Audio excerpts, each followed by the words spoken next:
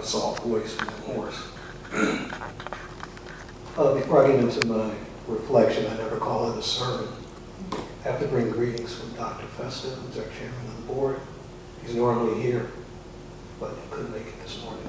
He's 85 years old, very energetic, engages the faculty, staff. He's been in charge of the seminary since Rabbi Government left. Is that right, Father? And he's just a steady driving force. You know, John said, you said we're teaching this morning, so I guess I have to do a different structure in terms of this sermon. I call it a reflection. So I will come from a sacred text, and it will be Jeremiah 17, but it'll be presented in the words of Howard Thurman. You know, as an interfaith minister, it's difficult to choose a topic for a sermon. We have so much to choose from. Christians have it pretty easy. Christian ministers, rabbis, very easy. They have texts that they can actually go to. So all this stuff that we have to draw from, glean from anywhere you want, how do you pull together a sermon on beginnings? So I kind of went back to my root tradition, which is Christian, and Howard Thurman. Now I'm going to begin with a joke, and I normally don't do this because it's kind of cliche. You know, they tell you to be a good public speaker, always open with a joke. It puts people at ease, but I found this joke that so fits what we're talking about this morning, beginnings, and I tested it out on my test audience. And she gave it the thumbs up. And so it's about a group of scientists, and they're sitting around, and they decided that they had made such great strides in creating life and cloning and cells and everything that they no longer needed God. Imagine that. So they elected one brave soul out of the bunch to go tell God exactly that. So he approached God and he said, God, I'm working with a group of the greatest scientists on earth, and they've elected me to come tell you that we don't need you anymore.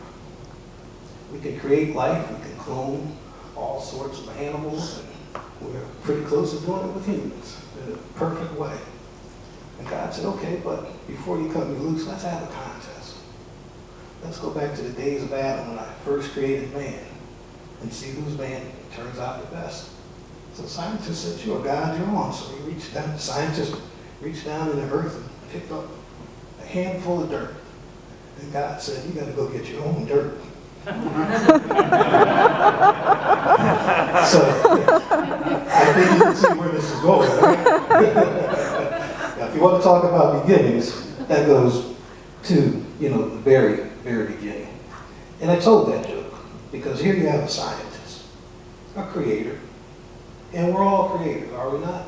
And we're all called to do something in our life by God, to step into our greatness and our higher power.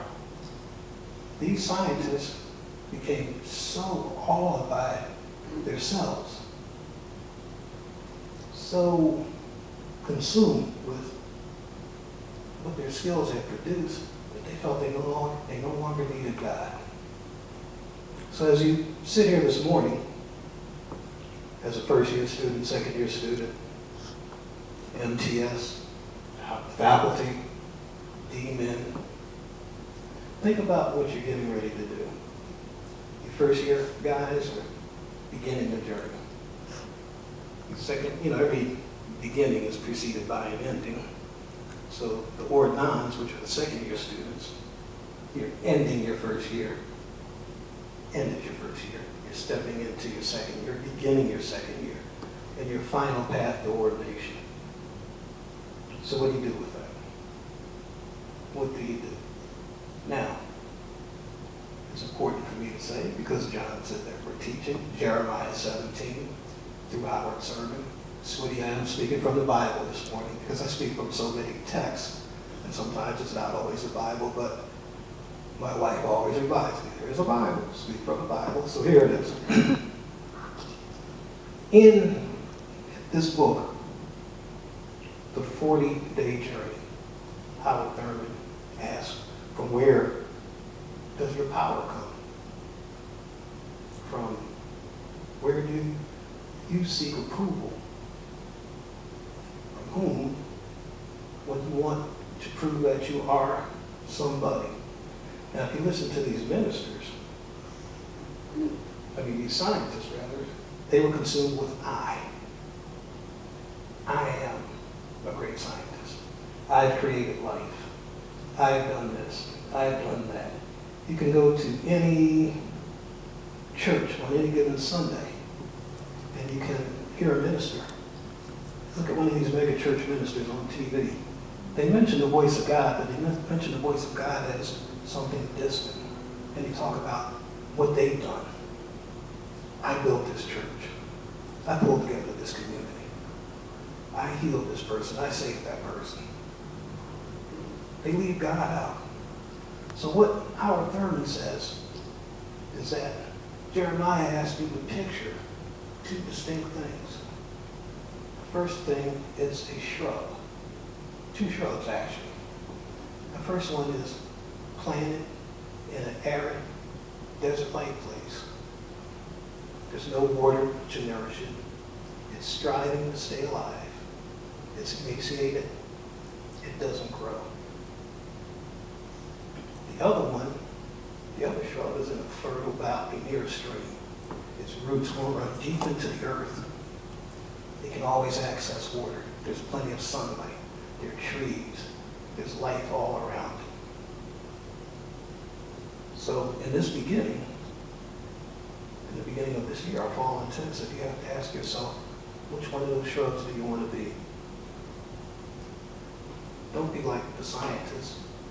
You know the old saying, they edged God out. Edging God out is ego. Be like the latter shrub, the one planted by the stream, the one that's constantly fed and nourished. And the only way you can do that is to have your roots and your faith firmly rooted in God as you know God. As Howard Thurman said, you have to take that inward journey down your inward sea, where you can come face to face with God as the God of your heart, God as you know God, not the God of your community, not the God of your prescribed religion, but God as God manifested Him and Swami herself to you, as God manifested to you. And that's what brought you here today. You heard the call of God. And you're going to be impressed with some of the things you want to do as a minister, even as a student. But you always have to remember to be like the ladder shrub, firmly rooted in God, rooted in your faith. Remember that God is the source of your power, the source of all that you do. Talking with Jill yesterday, you mind if I share that conversation? She's working with a person who's transitioning. And she wanted to know, how could she be a minister in this situation? And as I said yesterday, just ask God to come. Be present, be open, pray. As Father Giles always says, be prayerful, be reflective, be meditative. Access the Atma, I call it the higher self. And He will work miracles. Thoreau said, when you bring what is within out to the world, miracles happen. I don't believe in miracles. I believe people act out of their higher power and their connectedness of spirit. Amen?